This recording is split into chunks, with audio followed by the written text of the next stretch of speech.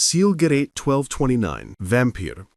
The Zielgerät 1229, often shortened to ZG 1229 or Vampir, was an active infrared night vision sight built for small arms. Production is associated with Ernst Leitz GmbH, with development credit going to AEG and the Forschungsanstalt der Deutschen Reichspost. It appears in period slang through the equipped grenadier's nickname, Nachtjäger, the night hunter, reflecting the intended role rather than any official designation. The system's purpose was straightforward: enable night engagements with the Sturmgewehr 44 by projecting near-infrared light and reading the reflected illumination through an image converter. The program emerged in 1943–1944 as Germany pursued night fighting at the squad level to complement ongoing vehicular IR efforts. Mechanically, the unit combined a filtered tungsten lamp spotlight with a scope-mounted image converter. Power came from two separate batteries, a heavy wooden-cased pack for the lamp and a second battery carried in a gas-masked canister, both worn on a Tragergestell 39 frame. Image quality under illumination was reported as bright with useful contrast, though the package was bulky and delicate. As an optic-only device, performance hinged on lamp output and battery life. Sources cite identification of a standing man to roughly 73 meters, particularly when movement aided detection. Practical utility was constrained by the need to illuminate the target and the weight of the full kit. Production ran in 1944–1945 with at least 200 units, and overall estimates put totals around 200 to 310. Late introduction, manufacturing complexity, and failing logistics curtailed output. Surviving examples are scarce in museums and advanced collections. Panzergrenadier tests occurred in early 1945, though claims about formal Army trials conflict.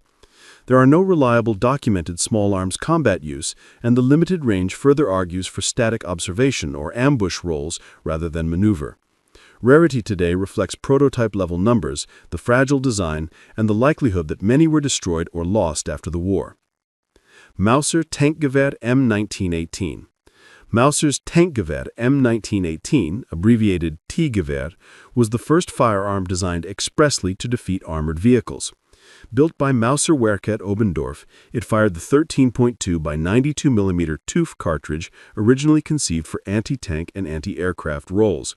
In English-language references, it appears as the Mauser 13 mm anti-tank rifle, or simply T-Gewehr. Its role was a late World War I stopgap for infantry confronted by British and French tanks that ignored 7.92 mm armor-piercing bullets. After British Mark IVs appeared in 1917, the German Rifle Testing Commission tasked Mauser to produce a man-portable rifle for the new TÜV cartridge. Josef Nickel led design work beginning in late 1917, and production started in January 1918 with issue to specialized tank Abwehr detachments by mid-year. Manufacturing continued briefly into 1919. Mechanically, the rifle scaled up the Mauser 98 action as a single-shot, two-lug, rotating bolt design with a rear safety flag. It used a bipod and pistol grip stock, but no recoil mitigation, no muzzle brake or pad, so recoil was significant and sometimes injurious under extended firing. Sights were simple, a front blade and V-notch rear graduated from 100 to 500 meters.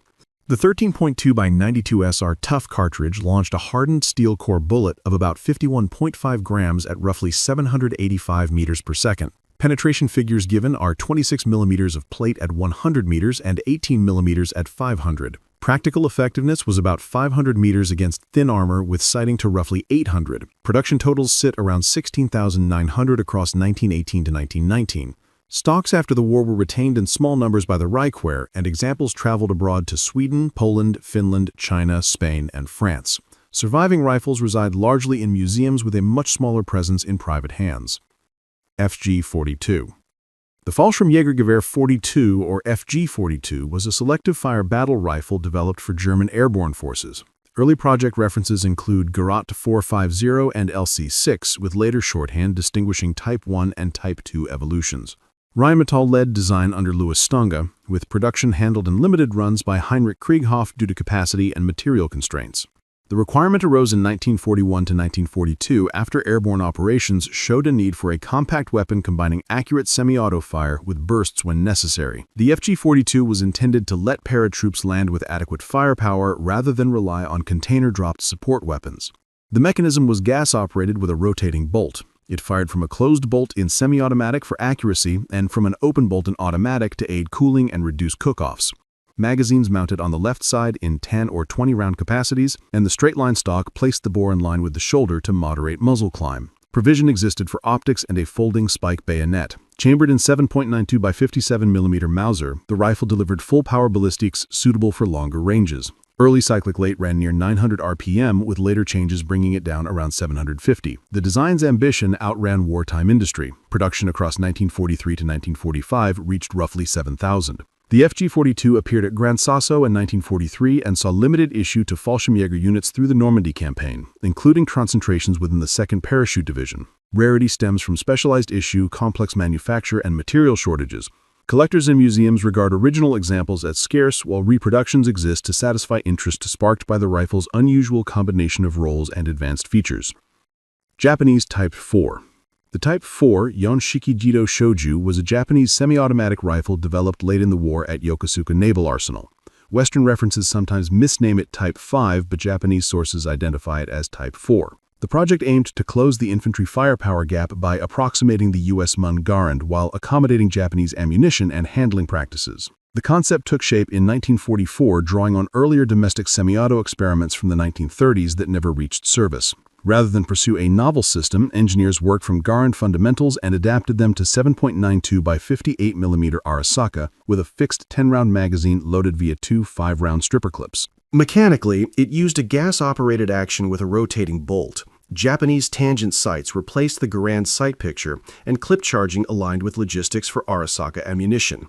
The end-block clip was avoided due to dimensional incompatibility with the Japanese round and the preference for charger loading. Ballistic performance reflects the 7.7 mm service cartridge's energy class. Reported muzzle velocity sits around 840 meters per second, and capacity was 10 rounds in the fixed box magazine. The design promised a step change over bolt actions in aimed fire cadence. Workshop notes indicate parts for roughly 200 rifles and around 125 completed assemblies before surrender halted the effort. 20 rifles were taken by Allied forces from Yokosuka after the war.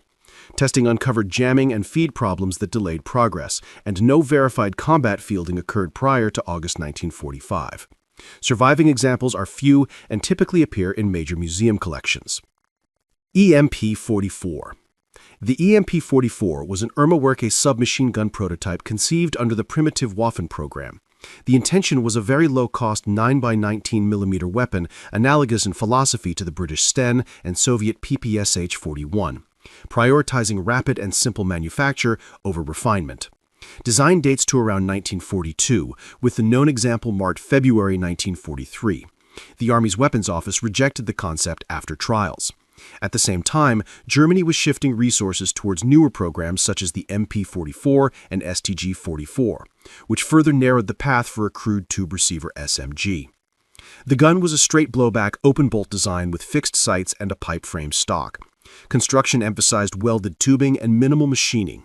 A distinctive feature was the dual 32-round magazine arrangement using standard MP-40 magazines in sliding twin wells. Sources note stamped-style muzzle device reminiscent of the PPS family. Performance figures place the rate of fire around 500 rounds per minute, with practical ranges out to 150 to 200 meters. Barrel length and overall length numbers vary among references, reflecting prototype status rather than a standardized pattern. Production never progressed beyond prototypes, and only a single documented example, serial number 15, survives in the record. The rejection decision, wartime disruption, and possible cannibalization of experimental parts contributed to rarity. Volkspistol. Volkspistol was the umbrella term for emergency 9x19 mm pistols proposed by Walther, Mauser, and Gustav Werke in 1944-1945. The purpose was to arm Volkssturm and rear line troops with a simplified service sidearm produced with minimal labor and materials, commonly reusing the Walther P38 magazine to simplify logistics.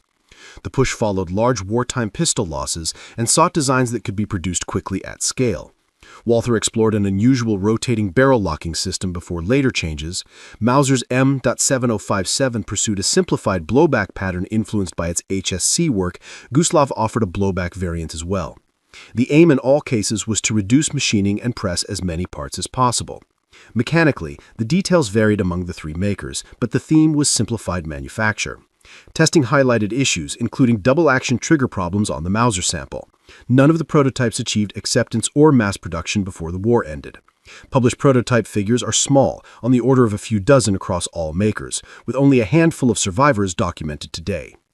Korovin TKB-408.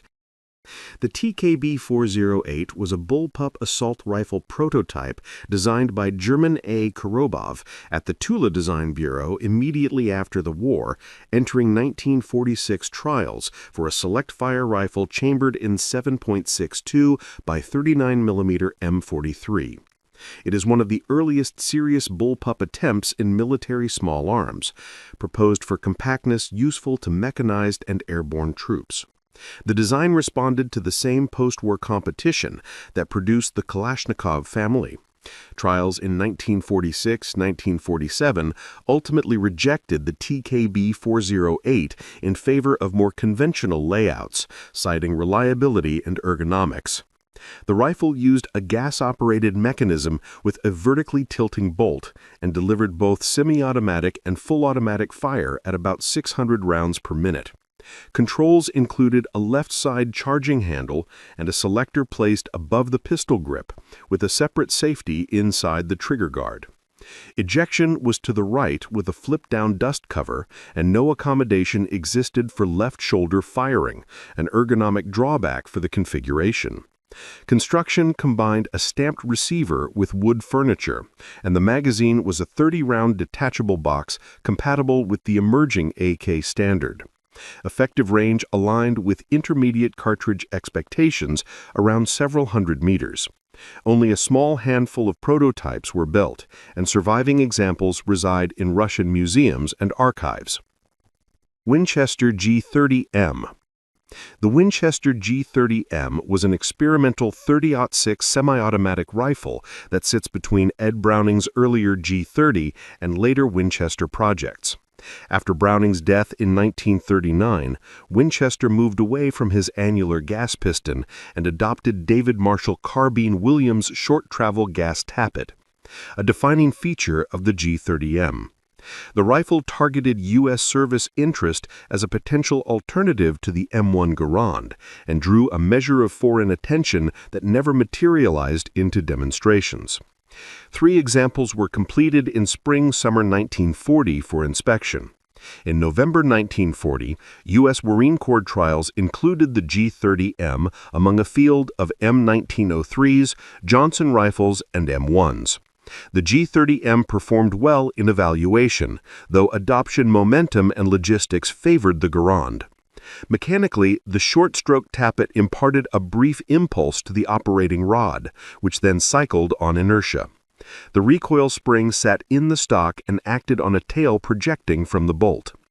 Detachable magazines ranged from small flush types to an extended prototype made by welding sections of a bar magazine, showing the experimental nature of the surviving rifles. Sights included an aperture rear with a ladder to 1,600 yards, and at least one example carried a bayonet lug. As a .30-06 rifle, it fired standard service ball. Published velocity figures were not provided in the source material, but the cartridge choice aligned with trials requirements.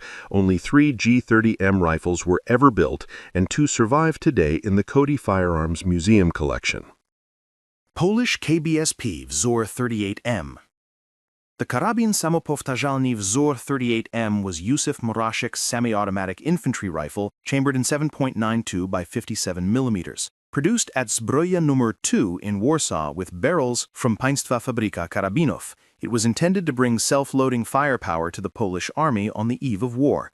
Development progressed from 1934 to 1937 and placed the Wzór 38M among the winners of Poland's 1934 self-loading rifle competition. Pre-war production reached about 150 rifles in 1938-39 before the German invasion. Serial production was planned at Rodham, but did not commence before occupation. The rifle was gas-operated with a tilting bolt lockup. The gas piston ran under the barrel and the bolt tilted upward to lock against the receiver's front. a 10-round fixed magazine loaded from standard Mauser stripper clips, and the gun featured a right-side non-reciprocating charging handle, a safety above the trigger, and a Mauser-style tangent rear sight adjustable to 2,000 meters. A standard Vzor 29 bayonet lug and a muzzle brake were fitted. Notably, the rifle could be field-stripped by removing a single cross pin, and the bolt held open after the last shot with a clip-loading release capability, unusual sophistication for the era. Ballistics mirrored other full-power service rifles, with muzzle velocity around 808 meters per second from the listed barrel length of 625 millimeters. Practical effective range reached several hundred meters, with sights set far further. Only 9 rifles are known to survive worldwide, with serials recorded between approximately 1001 and 1054. Production ceased abruptly in September 1939. Captured pieces are reported in period accounts, and Marashek's own memoirs describe use under attack. FP-45 Liberator. The FP-45 Liberator, a program deliberately labeled flare projector, caliber 45, was a clandestine single-shot pistol produced by Guide Lamp, a General Motors division in 1942. Designed by George Hyde under the Joint Psychological Warfare Committee, the project moved from concept through tooling to mass production in a matter of months.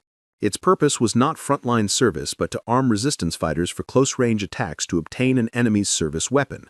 The gun used sheet metal construction with spot welds and contained only 23 parts without serial numbers. Operation was manual. Load a 45 ACP cartridge, close the breech, cock the knob, and fire. Extraction required the included wooden dowel. Early prototypes had cocking knob alignment issues that spurred incremental changes through 3 model iterations, settling on a cast zinc knob. Performance matched the role. Sub-Garand velocities with noticeable recoil in a very light frame and practical ranges measured in feet rather than meters. The smooth bore favored simplicity over accuracy, and the expected service life was limited. Production reached 1 million guns between June and late August 1942 through distributed manufacturing effort across GM divisions. A huge fraction was later destroyed or dumped at sea when distribution plans changed. OSS channels distributed some pistols. Requests for mass airdrops were curtailed due to logistics and aircraft priorities. Post-war use included limited issue by police in the Philippines. Surviving examples range from sealed boxed sets to cutaways and early prototypes, all of which command high collector interest. The later CIA Deer gun revisited the concept with even fewer parts and 9mm chambering, referencing the Liberator's role as an extremely low-cost covert firearm. Thanks for watching. We genuinely appreciate your time and interest. If you enjoyed this video, feel free to leave a like and share it with others who might enjoy